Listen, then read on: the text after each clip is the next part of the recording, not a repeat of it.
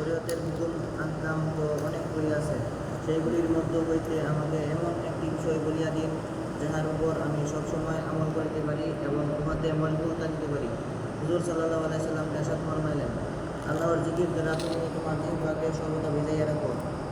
আরেক হাদিসে আছে, হযরত মুআয রাদিয়াল্লাহু আনহু বলেন, বিদায়ের সময় হুজুর সাল্লাল্লাহু আলাইহি সাল্লামের সহিত আমার সর্বশেষ কথা এই হয়েছিল যে, আমি জিজ্ঞাসা করিয়াছিলাম, ইয়া রাসূলুল্লাহ, সমস্ত আমাদের মধ্যে আল্লাহ তাআলার নিকট সবচেয়ে প্রিয় আমল কোনটি? হুজুর সাল্লাল্লাহু আলাইহি সাল্লাম ইরশাদ ফরমাইলেন, এমন অবস্থায় যেন তোমার মৃত্যু হয় যে আল্লাহর জিকিরে তোমার জিহ্বা তরতাজা থাকে।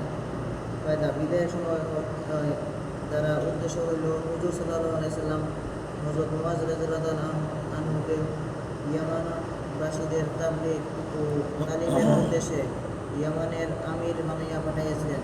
তখন বিদায়ের সময় হুজুর সাল্লাল্লাহু আলাইহি সাল্লাম তাহাকে কিছু নসিহত করিয়াছিলেন, আর হযরত মুআয রাদিয়াল্লাহু আনহুকে কিছু বিষয় জিজ্ঞাসা করিয়াছিলেন। শরীয়তের হুকুম আহকাম অনেক সওয়ার অর্থ হইল, শরীয়তের প্রত্যেক হুকুমের উপর আমল করা তো জরুরি, কিন্তু প্রত্যেক বিষয়ের পূর্ণতা হাসিল করা এবং সবগুলির মধ্যে সর্বদা মগ্ন থাকা কঠিন। কাজেই এমন একটি গুরুত্বপূর্ণ বিষয় আমাকে বলিয়া দিন, যাহাকে মজবুতভাবে আঁকড়াইয়া ধরিয়া রাখতে পারি এবং চলাফেরা উঠা বসা সর্বাবস্থায় আমি উহার উপর আমল করিতে পারি। অন্য এক হাদিসে ইরশাদ হইয়াছে, চারটি জিনিস এমন আছে, যে ব্যক্তি এগুলিকে হাসিল করিতে পারিবে, সে দিন ও দুনিয়ার যাবতীয় বালাই ও কল্যাণ হাসিল করিতে পারিবে। ১. এমন জিহ্বা যাহা সর্বদা আল্লাহর জিকিরে মজবুত থাকে। ২. এমন দিল যাহা সর্বদা আল্লাহর শুকরে মজবুত থাকে। ৩. এমন শরীর যাহা কষ্ট সহ্য করিতে পারে। ৪. এমন স্ত্রী যে নিজের ইজ্জতের হেফাজত করে এবং স্বামীর সম্পদের খেয়ানত না করে। নিজের ইজ্জতের হেফাজত করা উপকরণে লিপ্ত না হওয়া। জিহ্বাকে জিকির দ্বারা তরতাজা রাখার অর্থ অধিকাংশ উলামায়ে কেরামের বেশি বেশি জিকির করা লিখিয়াছেন। প্রচলিত ভাষার মধ্যেই এই ধরনের ব্যবহার পাওয়া যায়। যেমন কেহ তাহার বেশি প্রশংসা করিলে বলা হয়, অমুকের প্রশংসায় সে পঞ্চমুখ।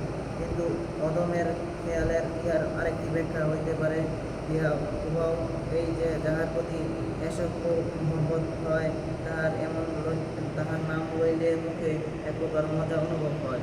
যে ব্যক্তি মহব্বত জগতের হেতুটাও সংস্পর্শ হইয়াছে, সে ইহা বুঝিতে পারে।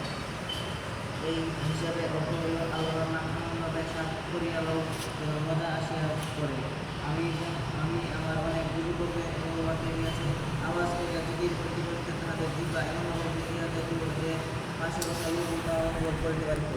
মুখ বাণীতে এইরূপ বলিয়া যাইত, যাহা সকলেই বুঝিতে পারিত। কিন্তু এই অবস্থা তখনই হইতে পারে যখন অন্তরে মহব্বতের স্বাদ থাকে এবং জবান বেশি বেশি জিকিরের অভ্যস্ত হইয়া যায়।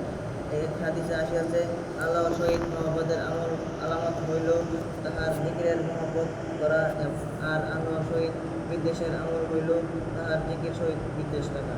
হযরত আবু দারদা রাদিয়াল্লাহু আনহু বলেন, যাহাদের জিহ্বা আল্লাহর জিকির দ্বারা তরতাজা থাকে, তাহারা হাসিতে হাসিতে জান্নাতে প্রবেশ করিবে।